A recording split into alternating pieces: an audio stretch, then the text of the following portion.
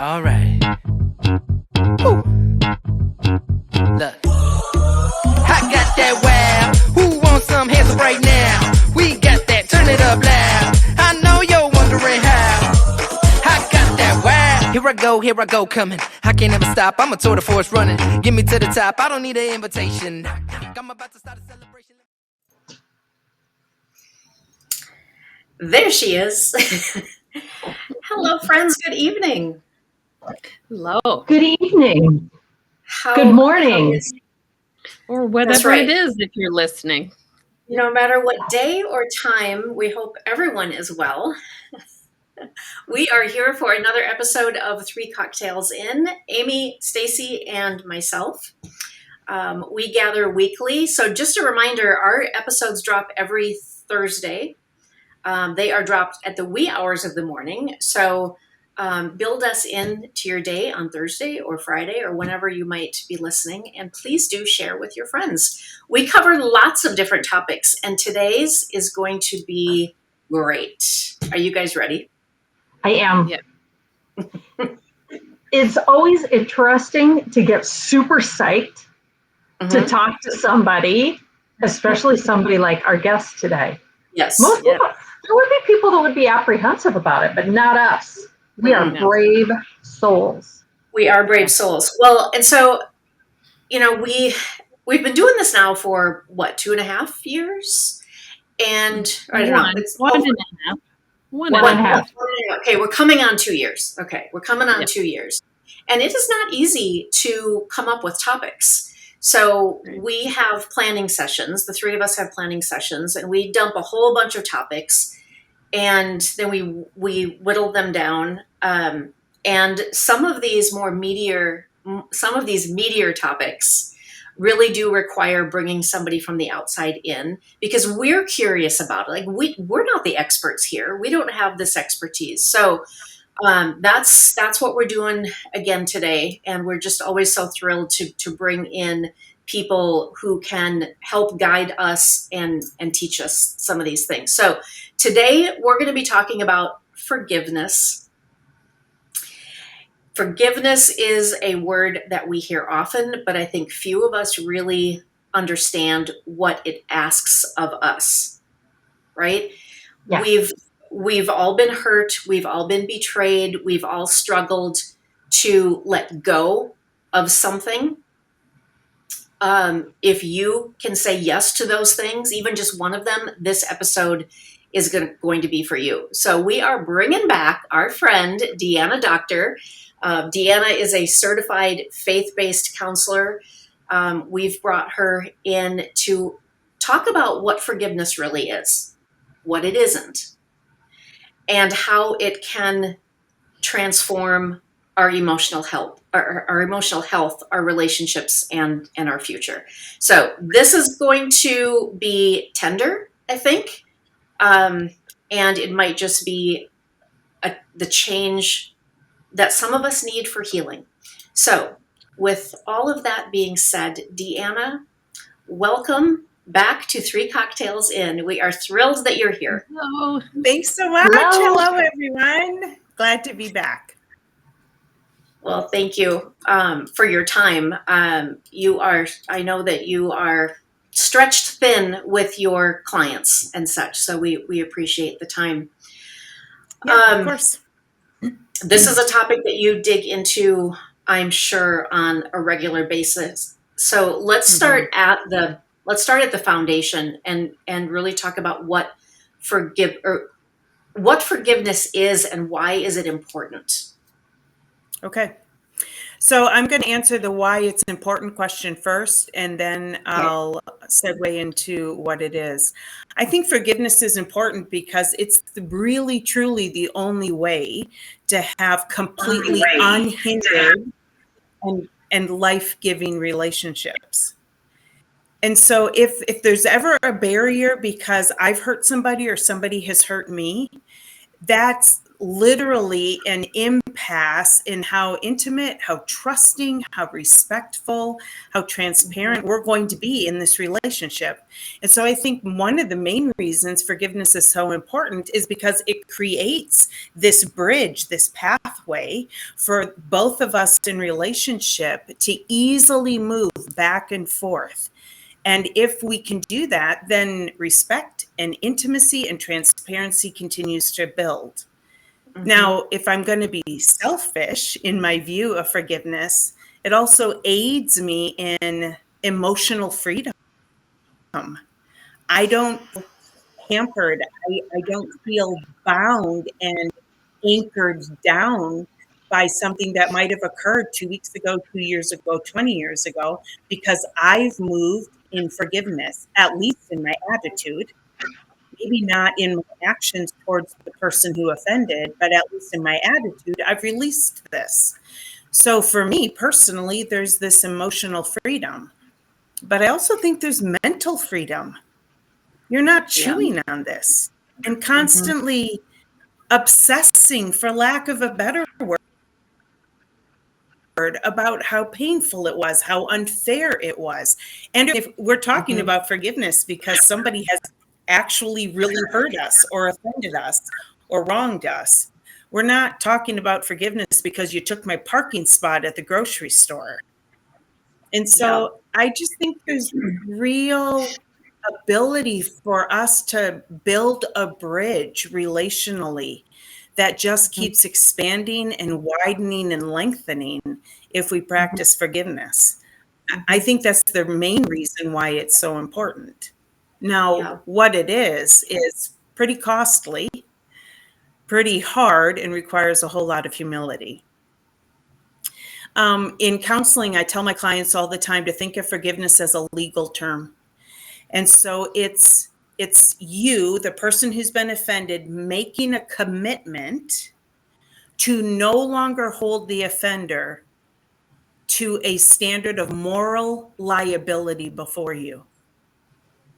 Now, that seems a little heavy, so let's lighten that up. It simply means that I'm going to let the offender who hurt me off my hook of justice.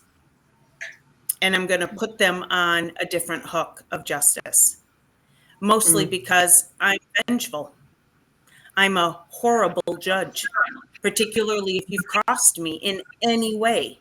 I would love to say that even as a counselor, I'm just super reasonable, super objective, quick to let you off the hook if you've crossed me. That's not true. That's just flat out not true. Ask my husband, ask my friends, ask my kids. And so it's us making a commitment, the people who have been hurt, making a commitment to the people who hurt us, that we will remove them from moral liability before us. Now, I think there are some requirements. We'll probably get into that later about the person who's actually offended me. They need to be taking some ownership and doing their part, and we'll get into that. But at just first glance, it's simply a commitment that I'm making to let you off my hook of justice. So, because I'm terrible at it. Yeah. What happens when we don't forgive? In the short term, you've got a really cruddy attitude. In the short term. So if I don't forgive today my attitude turns. I'm probably going to get a little short and snippy with other people. I probably have a little bit of a chip on my shoulder and an edge in my tone and in how I perceive you, for sure, if you're the offender, but even just people in general. Over the long term, say months, years, you move up an emotional ladder, for lack of a better word. So think of a ladder that has 5 rungs. The first rung is hurt. The second rung is anger. The third rung is resentment. The fourth rung is bitterness. The fifth rung is hatred. If I do not practice forgiveness, I move up that ladder emotionally very quickly. And if I'm nursing you off the hook, I become this very resentful, bitter, hateful person. And we'd all probably be able to right now in our mind's eye think about somebody in our circle that we're like, oh, that, I think that's what they are. I think they're hurtful. I mean, hateful.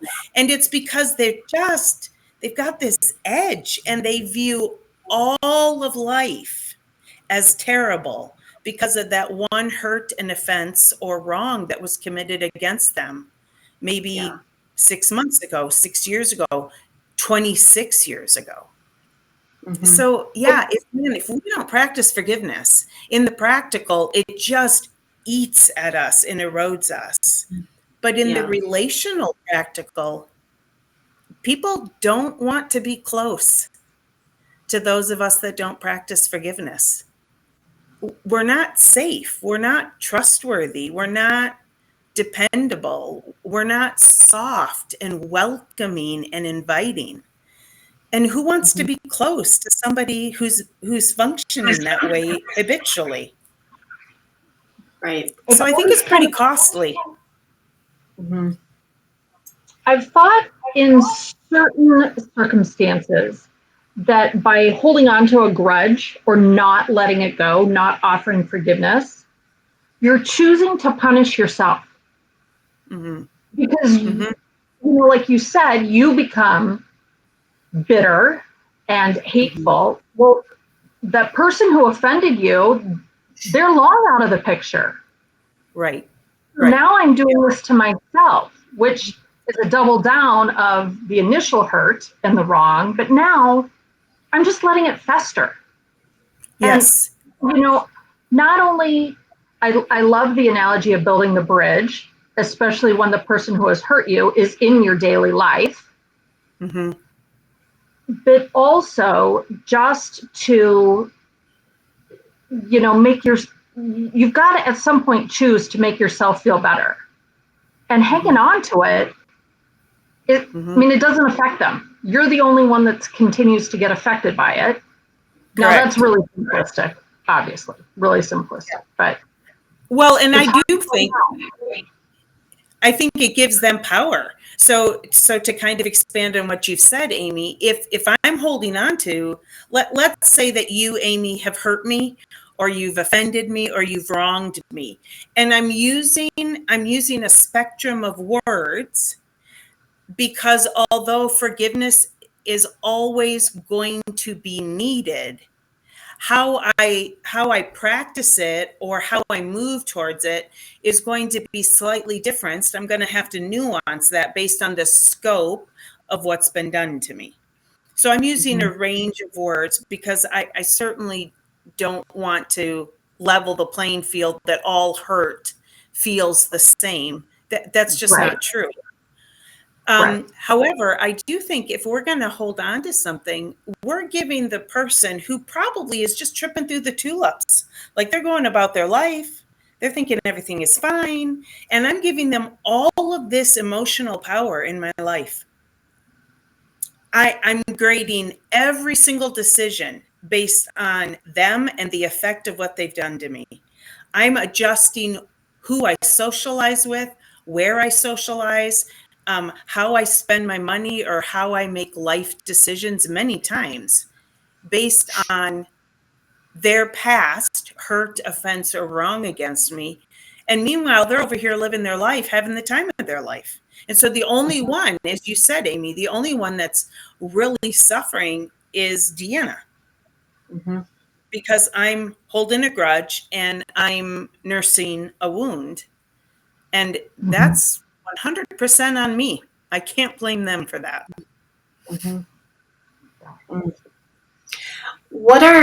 So in order for forgiveness to happen, what are some of the emotional and relational prerequisites? Well, I think, first of all, to be humble. So I'm going to speak from the vantage point of we're the ones that have been wronged right now. I think if you're the one that's been wronged, you have to start from a place of humility. And that's really hard when you've been hurt in some way or taken advantage of or betrayed, or literally an injustice has occurred, a law has been broken. I think it's difficult for us to move out of the realm of that victimization and the fact that my life has just been altered by what you've done on some level, and move into the realm of, hey, Deanna, slow your roll. Given the right circumstances, you might have made this same choice towards somebody. So let's just level the playing field. We're all struggling, weak, broken humans.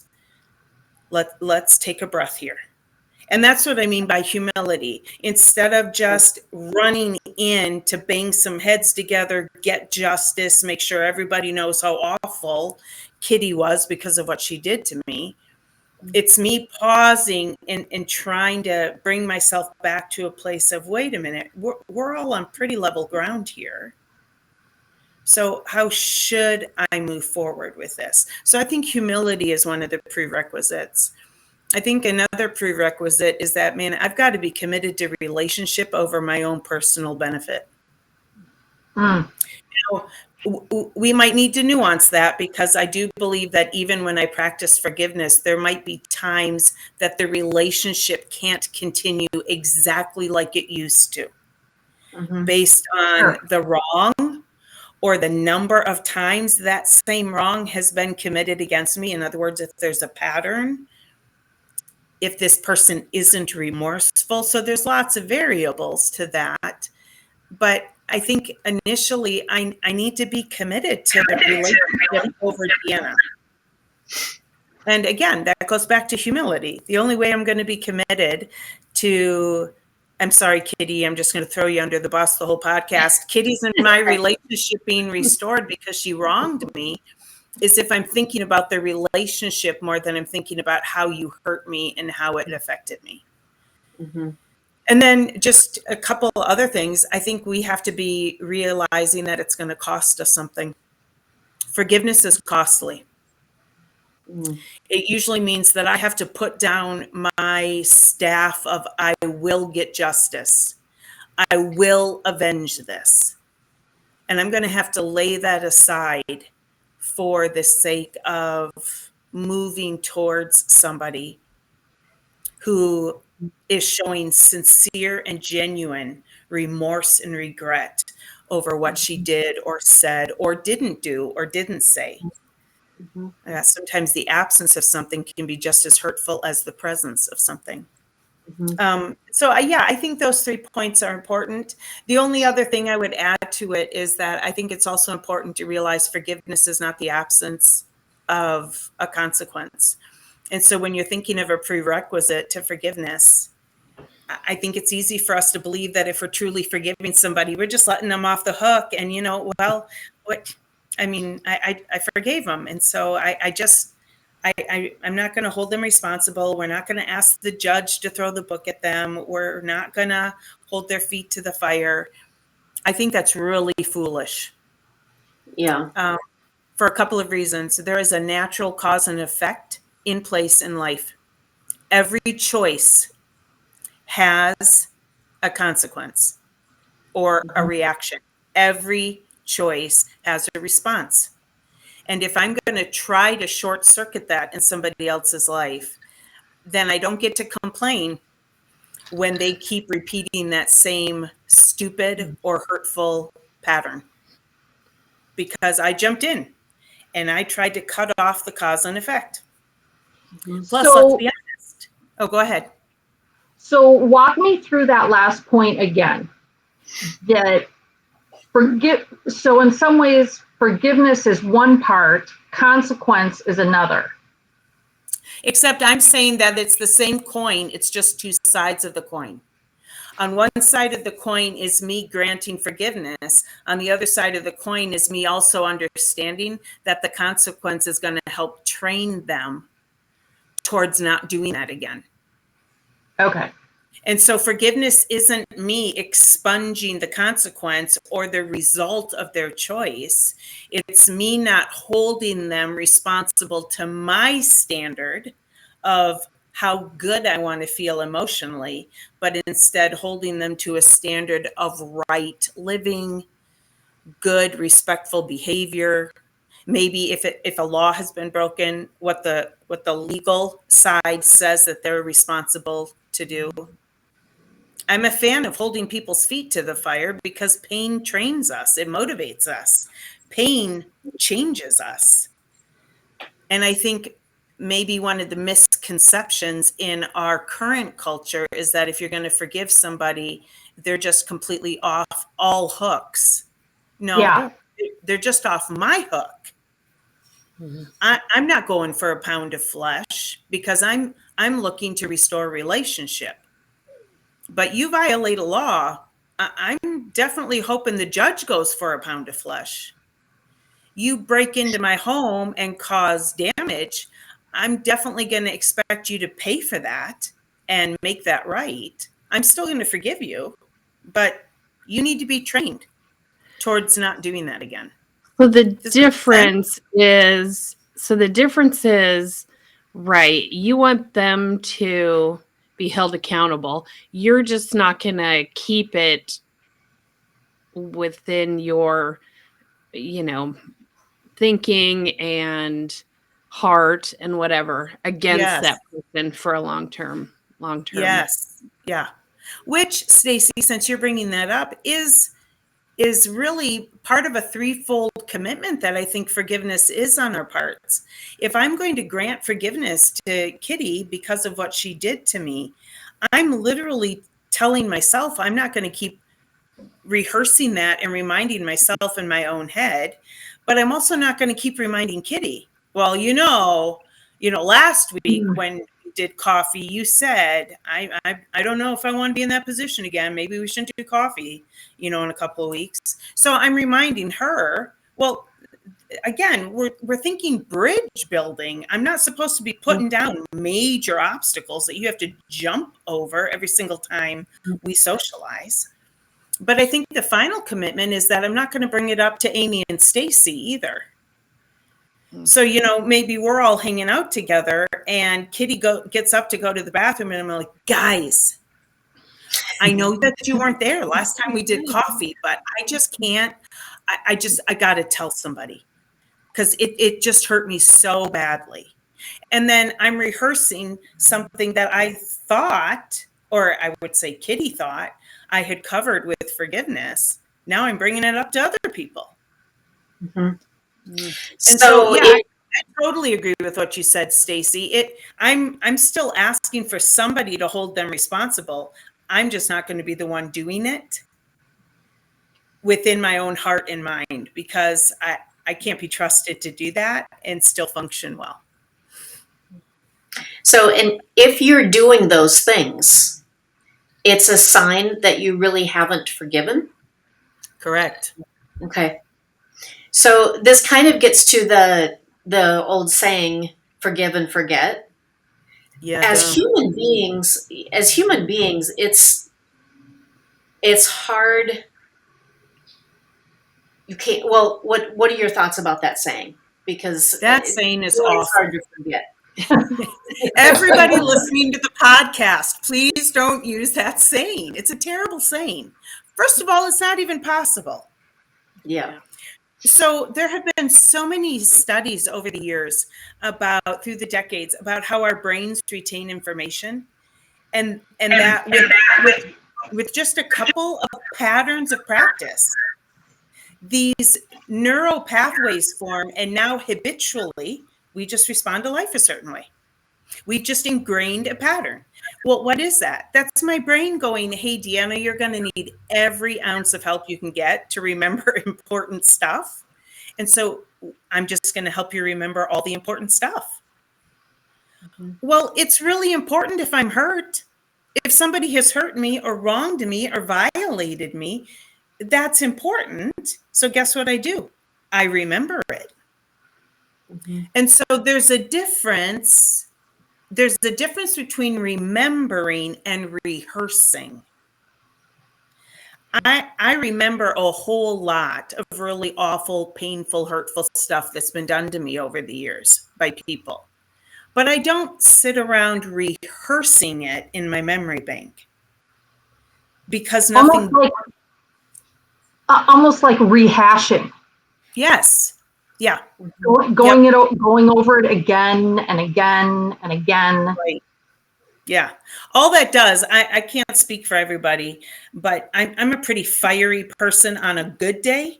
So if I'm sitting there rehearsing and rehashing ugly stuff, like you're not going to want to park near me.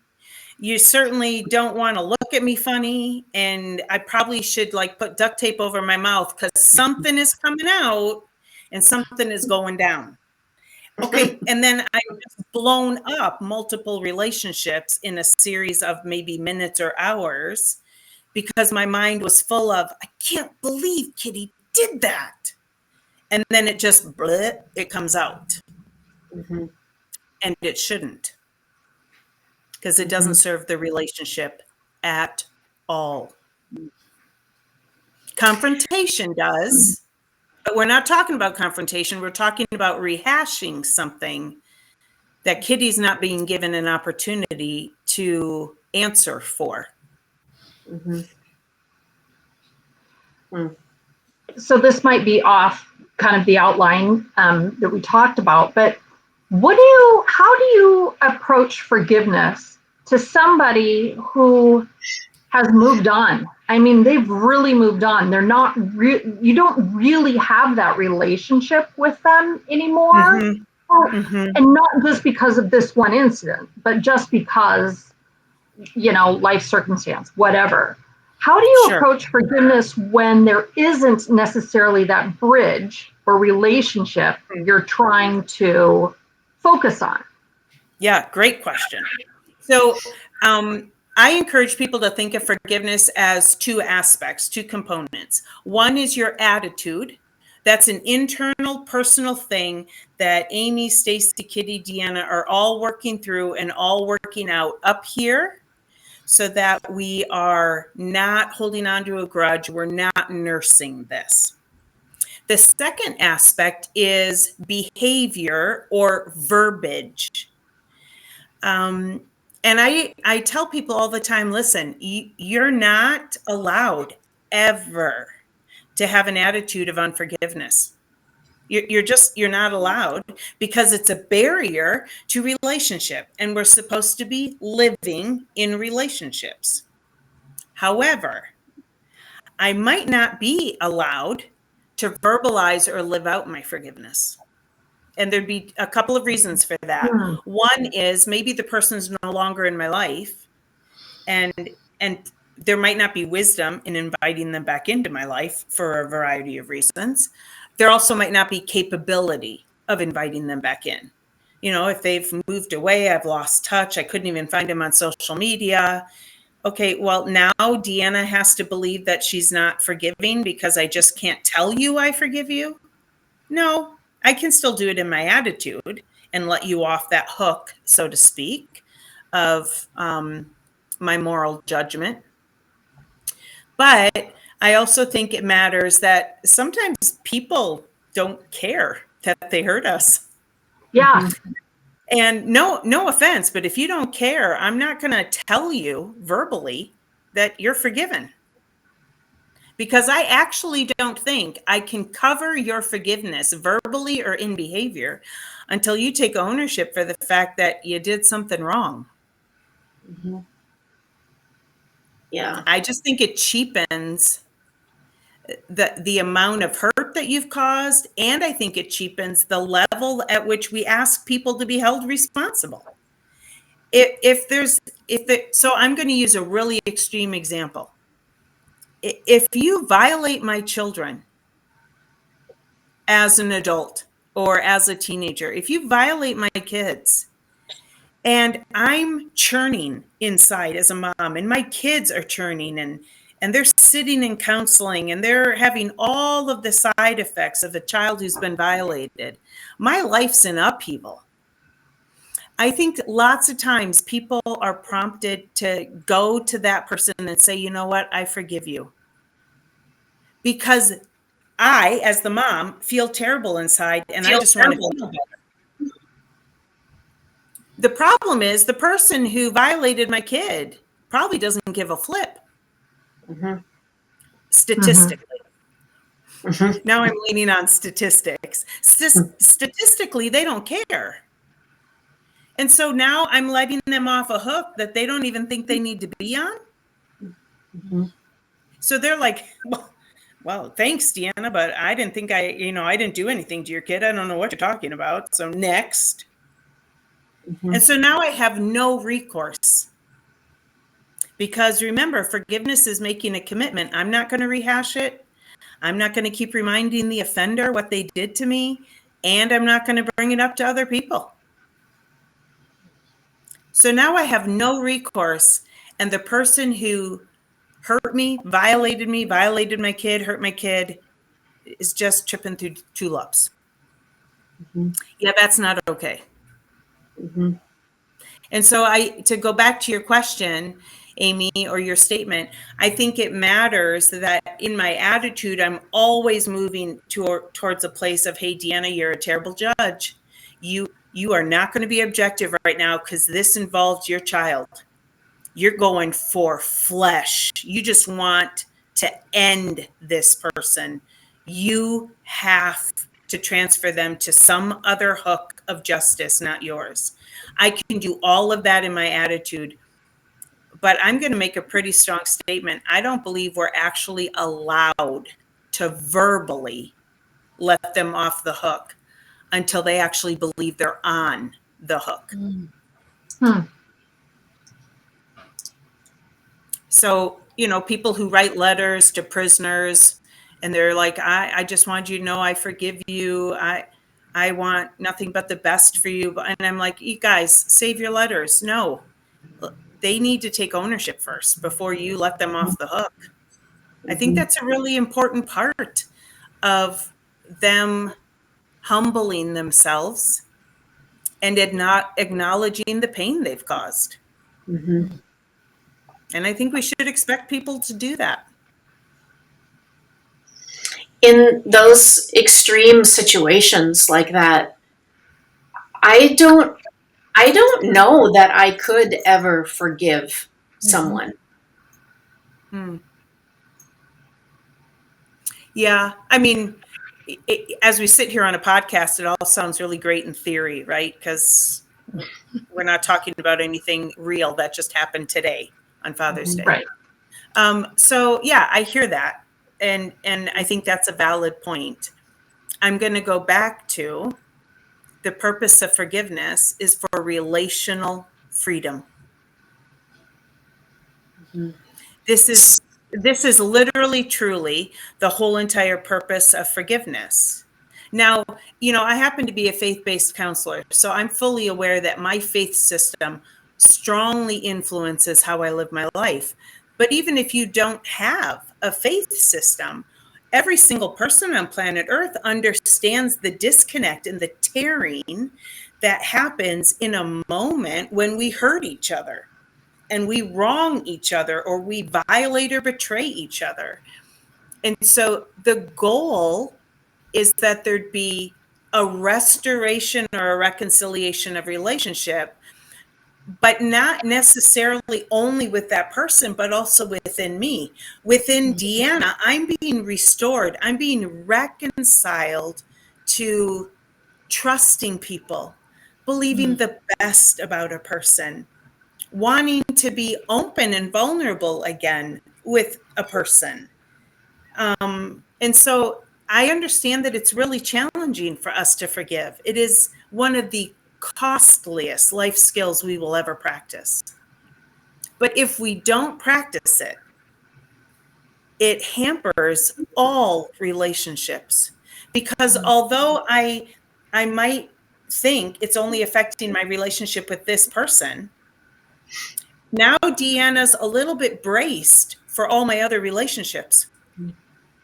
I'm not actually sure Amy's as nice as she comes across. Maybe Stacy isn't really as honest when she tells me how she feels about me as I think she is. And it's all because I'm still over here not granting forgiveness in my attitude towards this person who wasn't trustworthy. And if I hold on to that long enough, it changes my attitude towards other people. Mm-hmm. I say this in counseling all the time. This is deep end of the pool life skill. Mm-hmm. This is Deanna can't just tread water. Deanna can't float on her back indefinitely. I have to develop the skill of getting back into the part of the pool where I can touch or I can hold on to something. And so this is deep end of the pool skill. People have to practice it or their relationships just continue to blow up. Mm-hmm. And that's lonely. Yeah. I don't know if we have time, but maybe there's a part 2. But the flip side, asking for forgiveness, Oh, yeah. which is a biggie. And you, Ugh. I mean, you We want to talk have about. to. I know, maybe that's a part 2, because I think that is equally as hard. Talking about having to first humble yourself.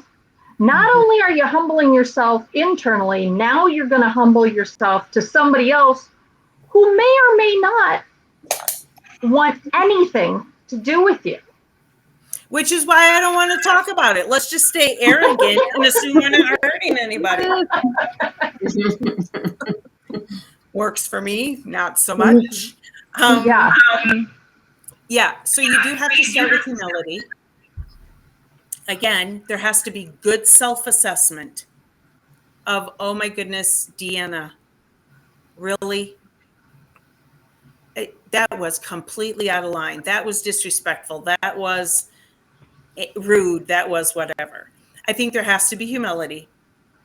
And then there has to be, again, I'm just going to keep saying it, telling blue in the face, a commitment to the relationship. I understand that some temperaments are like, listen, I've got 3 friends. I don't need 4. The 4th one hurt me, so now they're not a friend. Good. No harm, no foul. I do understand that some temperaments aren't as given to a whole lot of relationship with a whole lot of people. But unless you're going to be a hermit and live under a rock, you are in relationship with somebody. And so there does have to be a commitment to, hey, Deanna, you were the one that was out of line. You're going to need to make that right. And it's hard to go to somebody and say, and I believe this is how forgiveness should be sought, to say, hey, I was unkind when I was rude when I was disrespectful when I was arrogant when will you please forgive me? I'm not a fan of I'm sorry. I think that cheapens the offense and what I've done to you. I think it minimizes the level of hurt I've caused. I say I'm sorry when I run into you with my cart at Target. That's an accident. That's a oops. But man, if I open my mouth and I, pop off with some really unkind speech, that was total choice. And I better care enough about you to take ownership of that and to acknowledge how deeply it hurt you. Whether I think you're way too sensitive and kind of emotionally a wuss or not, I value relationship with you. And so if you're saying, Deanna, that was really hurtful, or if I'm knowing it was hurtful because I know Deanna, I just need to be humble and take ownership for that to maintain the relationship. Now, please hear me, ladies. I'm not talking about somebody who regularly and routinely is overly sensitive and is regularly coming back to me going, you hurt me when you hurt me when you hurt me when, and everything's hurtful. Okay, yeah, partially because I'm a counselor, but also maybe partially because of my temperament. I'm not falling on my sword over and over again for that. We're going to have a different type of conversation. And I'm just going to be really frank and very upfront and very counselor-ish. And I'm going to confront your sensitivity. Mm-hmm. But that's a separate conversation. Amy's bringing up, yeah, but then you have to ask for forgiveness too. Yeah. So I'm encouraging us all to remember, hey, let's be humble. Let's just be totally willing to admit I probably did say that. I probably did cause hurt there. I probably was rude and or passive aggressive or dismissive. I'd love to think I'm never any of those things, but that's just not the truth. Mhm. And so if I'm humble and I'm committed to the relationship, it certainly starts as an easier pathway to come back to Amy, Stacy, or Kitty and go, hey, I was really unkind when I said that when we were at coffee. Will you please forgive me? I don't ever want to hurt you. And then you get to choose if you forgive me or if you're like, hey, Deanna, you've been asking forgiveness for that thing like every other day. It might be time for you to get some help with that. Because I'm not going to keep granting forgiveness if you're not committed to changing. Mhm. That's good friendship. Yeah. Yeah. Somebody And call it out in that pattern. Mhm. nearly impossible to get in Minnesota. That type of response back. I Is mean, that a Minnesota thing? oh, don't you think that that'd be really hard for somebody to say? We've had we've had this forgiveness, asking back and forth. Like this is like time number 5. You need to get some help. I mean, that is. It would be a hard thing to say to someone. It would. It would. Oh, for sure. For sure. Yeah. Which brings me to my next question. So you've asked for forgiveness. You have acknowledged what you've done, and you know that it was hurtful to them. And they say to you, I don't think this is going to work for me anymore. Do you just work again within yourself to say, I've done what I can. I've acknowledged my behavior. I'm going to try and do better with other relationships. This person doesn't want to forgive me for this. Or do you try again? I think it maybe depends on the relationship that you have with this person and the depth of investment with this person. So if this is a sibling, if this is a really close friend that you've been friends with for decades, if this is somebody that you have to work with closely every day, then yeah, I encourage people, hey, pull back, give them some time to process, give them a few days, give them a few weeks. And if you're still going, man, no, there's still something between us, this has to be made right, then re-engage again and provide yet another opportunity for that bridge to be laid down with another whole board. But if this is not a deep, close friendship, if this is somebody that about every 2 months we cycle into something like this, or if this is a person who can't seem to maintain a relationship, then you're probably not the common denominator.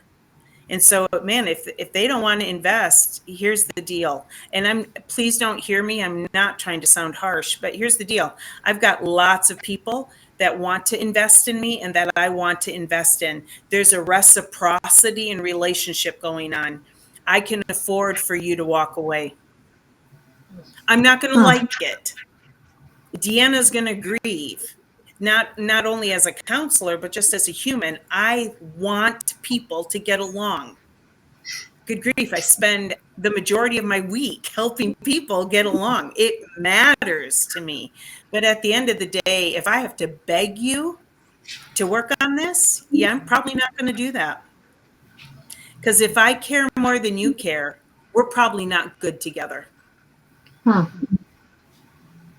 I need you investing at the same level I'm investing in. If we're going to be in a mutual relationship.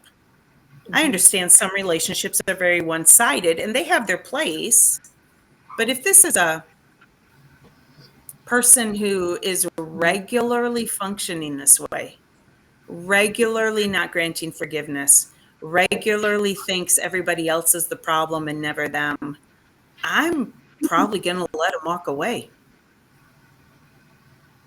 because I've tried maybe 3 times, 4 times, 8 times, 25 times, and I'm not getting anywhere.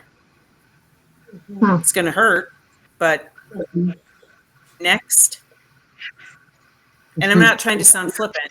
Again, I just think there's really good emotional benefit in us choosing to walk wisely in relationships and expecting other people to do the same. I'm not talking about toxic people getting cut out of our life. I'm not talking about you're not allowed to treat me that way and I got boundaries. And no, I'm not talking about being selfish. I'm talking about the wisdom that, listen, relationships flourish when they function a certain way. And when they don't function that way, they don't flourish. If I'm the only one committed to it flourishing, feel free to leave. I'll be okay.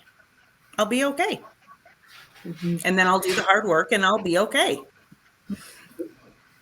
Yeah. This is a really, really important topic and an important conversation, because good relationships in your life are so healthy. And when there is strife and all of these, things that we've been talking about, when they're happening, they can make us so unhealthy and unhappy. And and it's good to be able to read things and listen to things like this, that hopefully people take some nuggets away and they're able to really think about these things in more detail. A couple of avenues that we haven't gotten to yet, and we're kind of at time, but so maybe Deanna. Yeah, put her on the spot and ask her to get another episode. Sorry. I've got no problem saying no. I'm really good at that. Okay, all right. Because I feel like it's a whole separate conversation to talk about how do we forgive ourselves and how do we bring forgiveness into a long-term relationship, a spouse situation, when your spouse betrays you or you betray, or and it doesn't even have to be infidelity or things like that, but Right. just Yeah. Yep. that's a different dynamic of a relationship as well. So Yeah. And you also you hit on something at the very end with your comment, was about boundaries, setting up boundaries for yourself, which might, somehow I feel like that ties in a little bit to the idea of forgiveness too. Is that's like maybe that's the protective shield that goes with letting somebody off the hook, but I'm not gonna present that situation again where you could do it again. For sure. I think setting boundaries has become one of those phrases that people use all the time, and I don't always not that I don't understand it, but I'd like to get to the root of it. Sure. What sort of thing. So yeah, I love talking about boundaries. So is setting a boundary, though, could that be seen still as you're holding a grudge or you're not forgetting? Okay, I've forgiven you, but you're only going to come this close to me now because of what you did before. So is that truly forgiveness? Well, here's the thing. So I'm going to go back to the extreme example, and then I'll give a not extreme example. If you have violated my child, you're gonna get to have relationship with me. Let's say you're a family member who has violated my child. You're going to get to have relationship with me on some level, but my children are dead to you. You won't ever, in any form, get access to them again until they're out of my home and able to make that choice for themselves. And it's not because I'm holding your sin against you. It's because I understand you're wrong against you. There's a weakness there. You've proven there's a weakness in you there. And I don't want to make it easy for that weakness to get displayed again, particularly in reference to my child. And so I'm going to put a boundary in place. And it's probably going to be, in that instance, it's just going to be a simple statement. We're going to have a very simple, brief conversation. And you're going to know, under no circumstances are you allowed to access my child in any way ever again, period. Mm-hmm. And if you do, I'm going to make it an issue because I've got the law on my side. Now, a non-extreme example is we're all friends, we're doing coffee, and Mona just can't keep her mouth shut, and she's constantly gossiping about Stacy to Amy, and then Amy to Kitty, and then Kitty to whomever.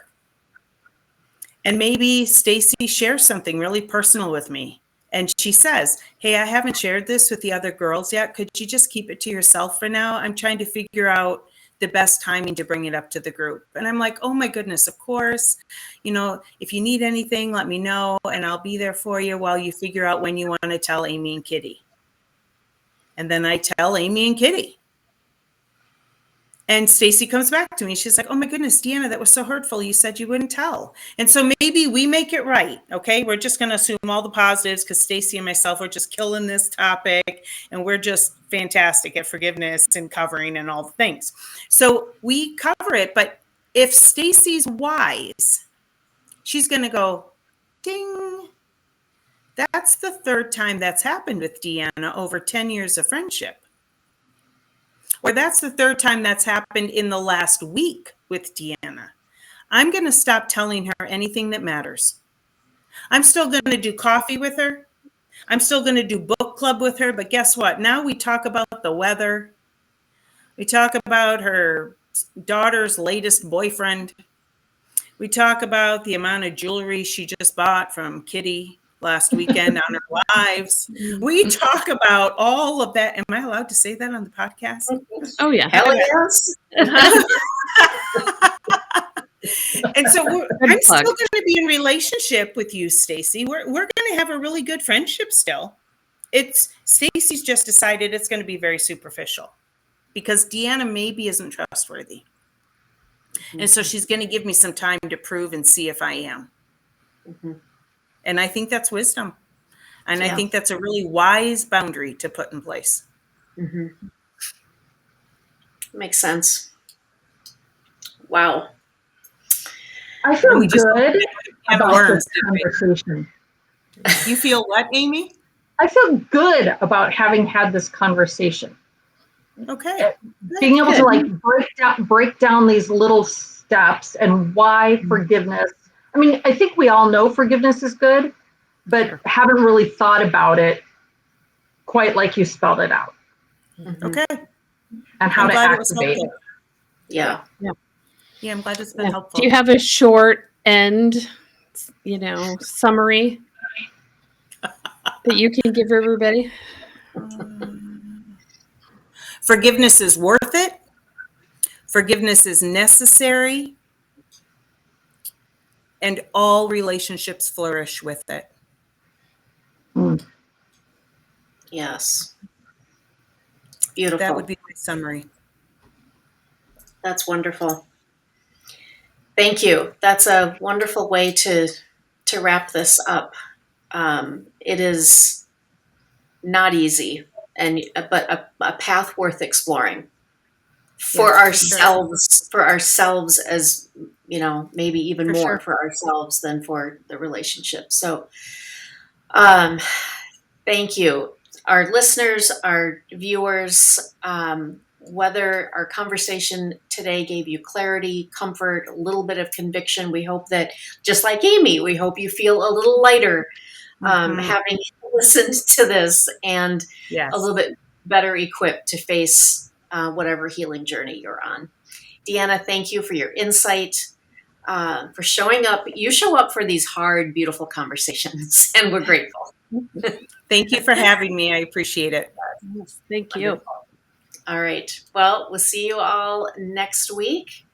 Bye. Everybody, until then, have a good week. Bye. Bye. All right. Woo. Look. I got that wow. Who wants some hands up right now? We got that. Turn it up loud. I know you're wondering I go coming. I can't ever stop, I'm a tour de force running. Get me to the top, I don't need an invitation. Knock, knock, I'm about to start a celebration, let me in. Brought a good time plus some friends. Turn it up loud past 10. Turning up the crowd when I hit 'em.